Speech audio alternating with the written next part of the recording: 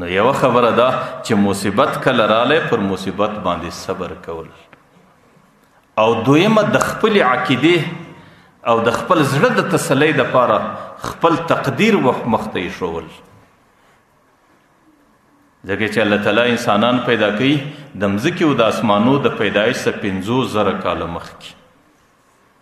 دې کائناتو کې صرف اوبه دي او د دې اوبو پر سر باندې د الله تعالی عرش دی. نه مځکه سته، نه انسانان سته، نه اسمانونه سته او نه غرونه سته او نور مخلوقات نسته.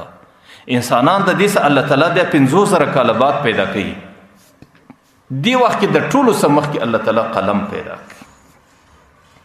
الله تعالی دستي ورته اکتب ویلیکه، هغه ورته ما اکتب څه ولیکم؟ الله تعالی ورته اکتب ما هو الی الابد، چې در ابده پورې سمې خبرې د مځکې پر مخ پیښیږي نن یې لا ولیکه. نو بیا چې څه تیرې سوي دي قلم هغه ولیکلې، او چې څه در قیامته پورې پیښیږي قلم هغه ولیکلې. دا د الله تعالی هغه الهي نقشه و قضایي نقشه و دا جوړه سوله، او دا نقشه دستي د دفتر په شکل لوړه الله تعالی په لوح محفوظ کې کښېښوله. د هغې څه وروسته الله تعالی فیصله دا وکړه چې رفعت الاقلام وجفت الصحف، قلمونه هم پورته سو، صحیفې ورقې هم نورې ډکې سوې. د دې بعده چې الله تعالی څه لیکلي دي هغه به خامخا کېږي، چې الله تعالی څه فیصله کړې ده هغه به د مځکې پر مخ نافظه کېږي. نو بیا چې کم حالات راغلي دي خپل تقدیر مخته ایږده. د تقدیر معنا دا ده، دا عقیده ساته چې کومه ستړې ماته راپېښه ده، که د مرګ په شکل ده، که د ژوند، که د مسکنت، که د غربت په شکل ده، په هر شکل چې کوم حالات پر ما باندې راځي دا زما د پیدایش څخه 50,000 کاله مخکې الله تعالی لیکلي دي، او دا د الله تعالی په آسماني قلمونو باندې لیکل سوي دي، دا د الله تعالی په آسماني دفترونو باندې لیکل سوي دي، ثبت سوي دي. که زه ځان مړ کم، که زه ورځ شپه سره یوه کمه، او که زه اسمان هم ځکه سره یوه کمه، زه مسلمان یم، زما د الله په ذات قسم دی که دا یو بیشته قدر د الله تعالی د قدرت د الله د فیصلې سه یا د فیصله دې طرف ته کې دې طرف ته کې، که د سیلاب فیصله ده، که د باران فیصله ده، که د مرګ فیصله ده، که د ژوند فیصله ده، که د مسکنت فیصله ده، که د غربت فیصله ده، که د حکومت فیصله ده، که د غیر حکومت فیصله ده، دا د ټولو انسانیت څخه 50,000 کاله مخکې الله ډېرې وختي لیکلي دي. او د دې آسماني نقشه جوړه سوې ده چې د مځکې پر مخ باندې څه پیښیږي دا پر آسماني نقشه برابر پیښیږي.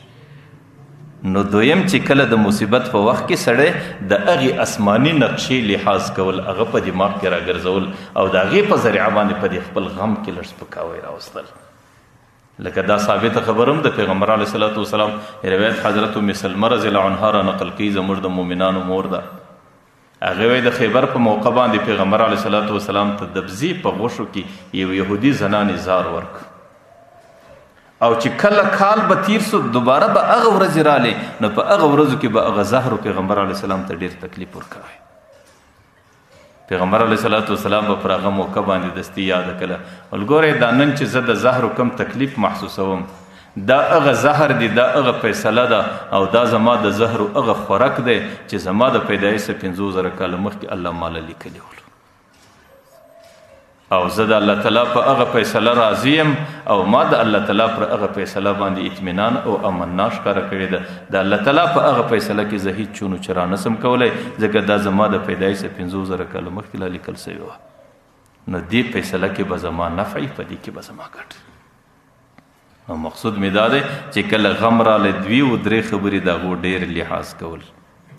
یو پر هغه حالاتو باندې صبر کول، دا به د مؤمن عقیده وي، او دویم د الله تعالی تقدیر مخته ایښول چې دا زما په تقدیر کې لیکلي خبرې دي، او دریم دغه مصیبت او دغه حادثه او غم د خپل ځان د ګناه څخه د راګرځولو یو ذریعه چې شاید زه ډېر بد عمله یم، ګناهګاره یم، الله تعالی چې دا خبره راوسته ما د ګناه سره راګرځي، یا شاید زما سره په تېره زمانه کې ګناهونه ډېر سوي دي، الله تعالی زما سره محبت ساتي او د هغې په حالاتو په خاطر الله تعالی زما عملنامه د ګناه سره صفا کوي.